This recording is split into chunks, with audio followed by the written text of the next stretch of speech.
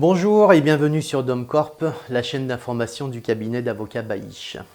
Dans la continuité de la précédente vidéo sur l'accident médical fautif, nous parlons aujourd'hui des démarches à accomplir pour obtenir l'indemnisation de son préjudice en cas d'accident médical fautif.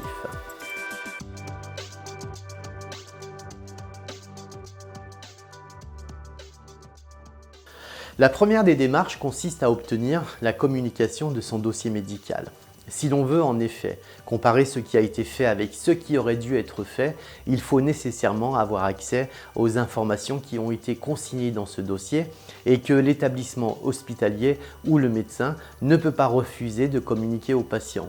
Si l'établissement de santé refuse cette communication ou s'il traîne un peu des pieds ou s'il délivre une communication incomplète, il suffira simplement de saisir la CADA, la Commission d'accès aux documents administratifs, qui est un organisme qui veille à ce que le droit d'accès des patients aux informations relatives à leur santé soit toujours respecté. En général, le résultat est très rapide. La deuxième démarche consiste ensuite à obtenir un avis médico-légal auprès d'un médecin conseil de victime.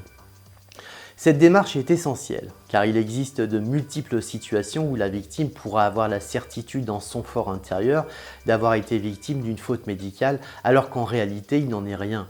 Un avis médico-légal objectif et bien documenté pourra éviter aux patients de s'engager inutilement dans des procédures judiciaires souvent longues et coûteuses. À titre personnel, je pense que cette démarche est essentielle car à mon avis, il faut aussi essayer de faire preuve de discernement et de conscience car la responsabilité d'un médecin ne doit pas être engagée à la légère. Je rappelle quand même que le corps médical est constitué dans son ensemble d'hommes et de femmes qui œuvrent chaque jour pour soigner les gens et sauver des vies. Et il faut malheureusement accepter le fait qu'une erreur puisse être commise.